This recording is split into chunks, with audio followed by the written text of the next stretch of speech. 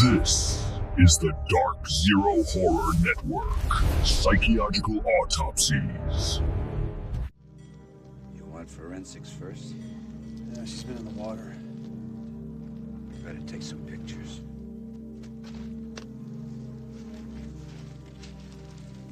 Who is she? Andy, the pictures. Sorry. And turn her over. Sure, okay. Tell me, do you hear it?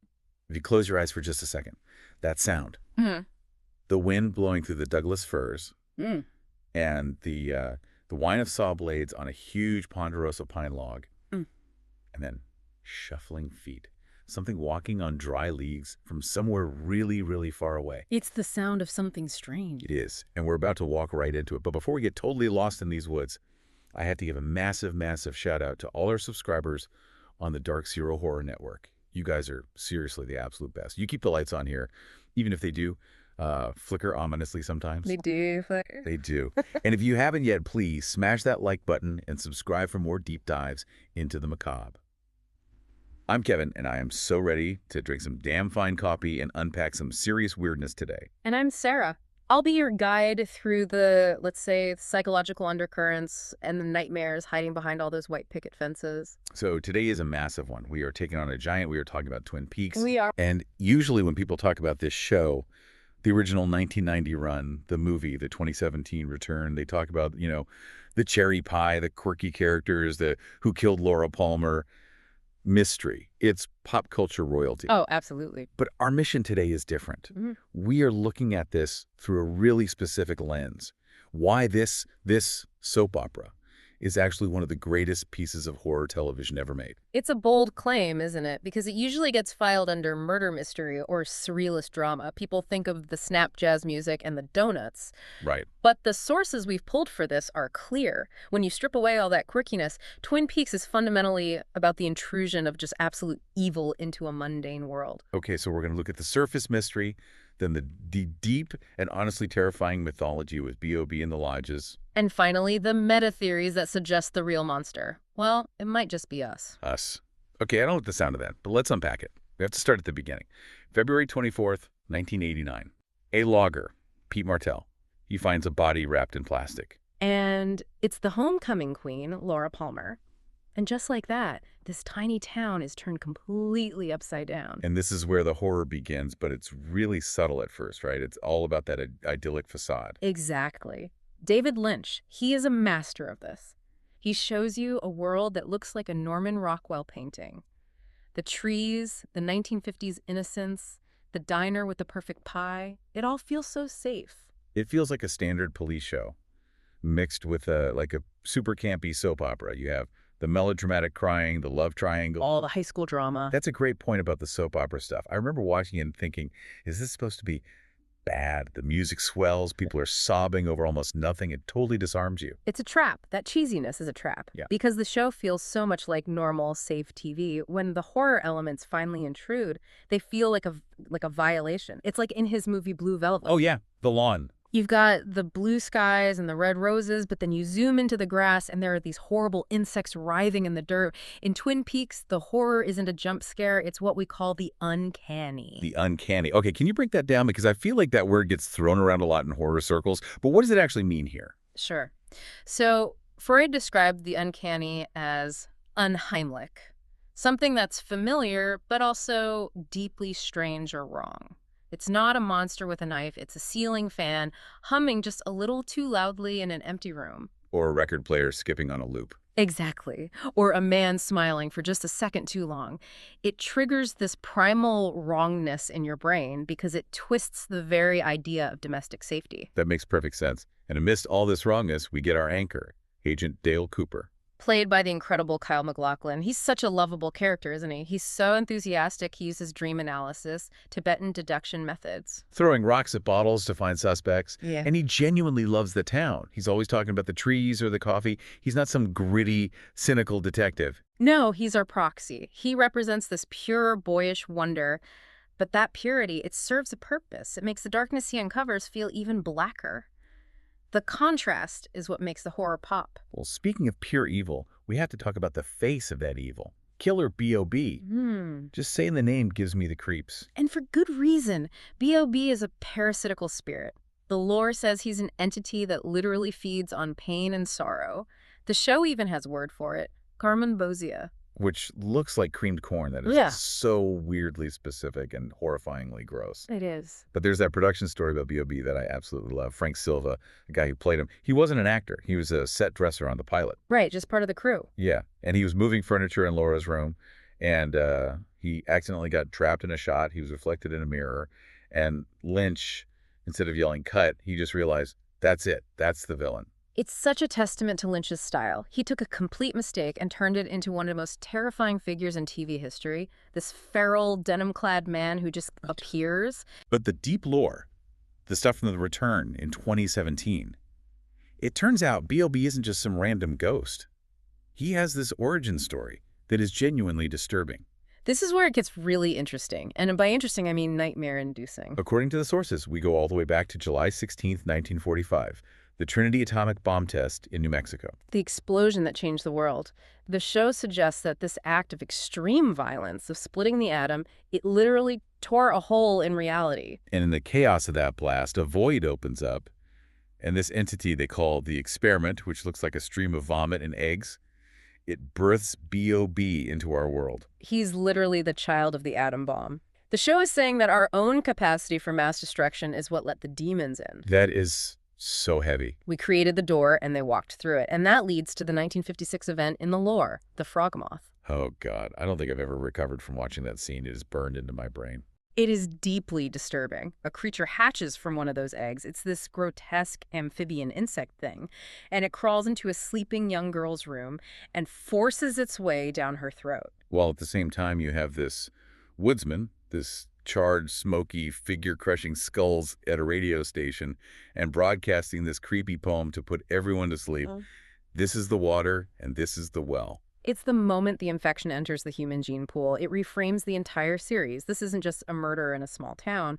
It's a cosmic battle. And that, of course, brings us to the Red Room. The Black Lodge, the chevron floor, the red curtains. It's so iconic. But the way they filmed it, that adds to the uncanny vibe, you know? Yeah. The actors sounded wrong. That was practical effects wizardry. The actors had to learn all their lines backward. They spoke backward, moved backward, and then the film was reversed. So you hear English, but the intonation, the way their mouths move, it lands right in that uncanny valley. It's so disorienting. It makes you feel like you're having a stroke or something. And the stakes in there aren't just physical, they're spiritual.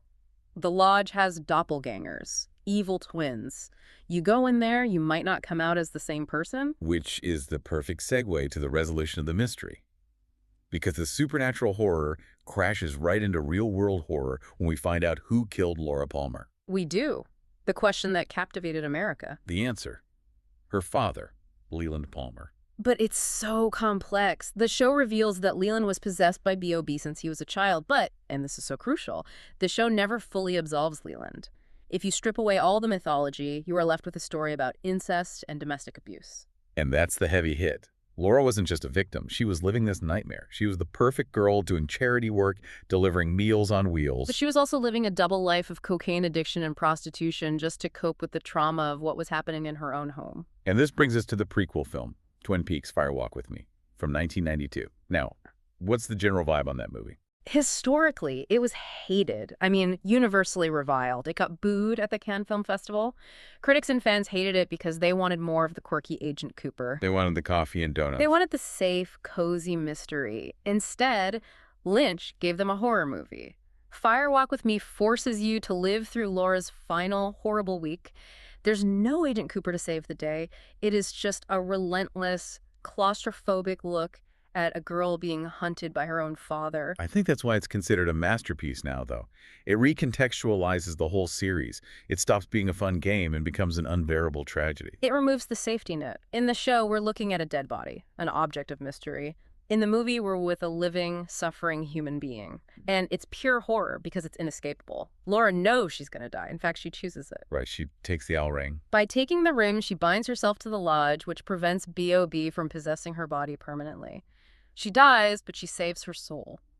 It's a bleak, terrifying victory, but it is a victory. So we've got cosmic horror, we've got domestic horror, but there's another layer here that some sources mention, the twin perfect theory. Oh, this is a fascinating angle. This one's been floating around fan communities, and it suggests Twin Peaks is actually a meta commentary on television itself. Right. The theory says that the evil in the show, that hunger for garmonbosia, for pain and sorrow, is actually a reflection of the audience. Wait, hold on. So we're the bad guys. In a way, yeah. Think about it. We consume violence and mystery like fast food.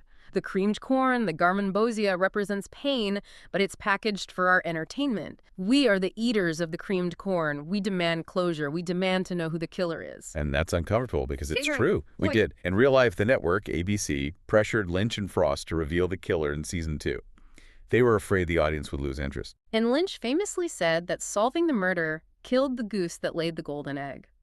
The mystery was the engine. Once it was solved, the show just lost its way. The theory suggests that by demanding an answer, the audience acted like B.O.B.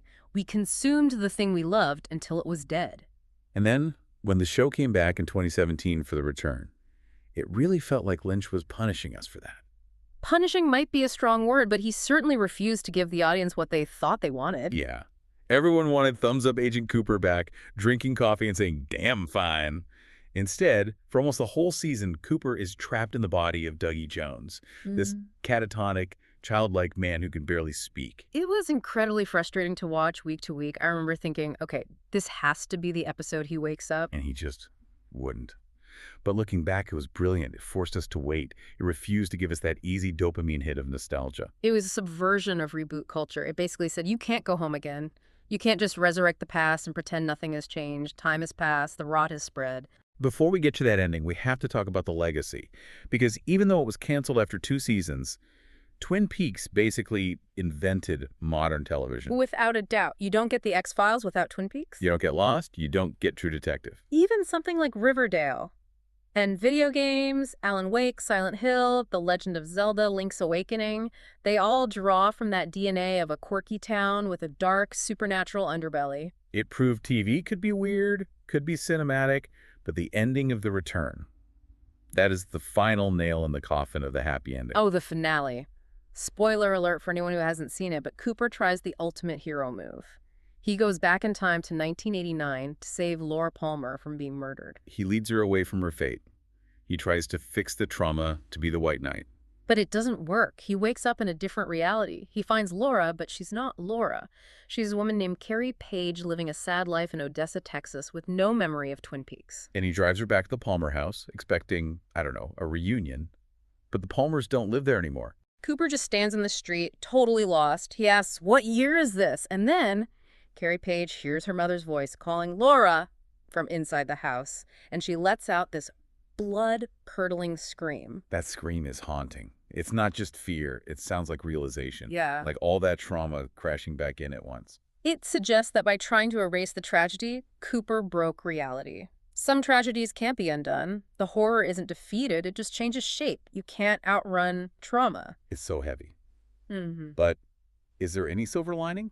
Or are we just left in the dark? I think there is hope, because despite all the darkness, the core of the show is about love. It's about Cooper's kindness, and ultimately, it's about Laura's sacrifice.